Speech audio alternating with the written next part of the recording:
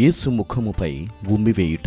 Mark శుభవార్త 15వ అధ్యాయము 19వ వచనం. రెల్లుతో ఆయన తలపై మోది మీద ఉమిసి మోకరిల్లి నమస్కరించిరి. సైనికుల, బంట్రౌతుల, ప్రజల హేళనకు, అవమానమునకు, అపహాస్యమునకు అవధులు లేకుండా పోయింది. ఏ సందర్భములోనైనా ఒకరిపై ఉమ్మివేస్తే అది చాలా అవమానకరమైన చర్య. క్రీస్తు ప్రభుపై ఉమ్మివేయుట ద్వారా దైవత్వంపై ఉమ్మివేయటంతో సమానం. ఈ లోకం మానవ ఉమ్మి ద్వారా దైవత్వాన్ని మలినపరిచింది. ఆ విధంగా అందమైన క్రీస్తు ముఖమును అందవిహీనం చేశారు. మానవుల రక్షణ కోసం ఈ శ్రమల పాత్రను క్రీస్తు ప్రభు భరిస్తున్నారు. వేదనను ఓర్చుకుంటున్నారు. ఈ అవమానముల మధ్య నీ చిత్తము జరుగునుగాక అని తనను తాను సంపూర్తిగా తండ్రి దేవునికి సమర్పణ గావించారు. పునీత మదర్ తెరీసా జీవితంలో ఇలాంటి సన్నివేశం జరిగినప్పుడు ఆమె ముందు క్రీస్తు ప్రభువే స్వయంగా దర్శనమయ్యారు. అభాగ్యులను, అనాథలను క్రీస్తు ప్రభు కోసం ఆమె అంగీకరించి వారందరికీ మాతృమూర్తి కాగలిగింది. మన మనసులతో, ఆలోచనలతో,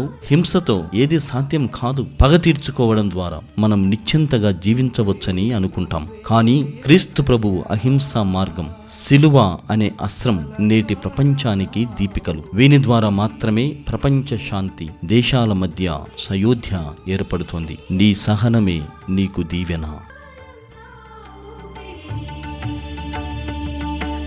నువ్వే నువ్వే యేసయ్యా, కలకాలం నా కాపరివి. నువ్వే నువ్వే యేసయ్యా,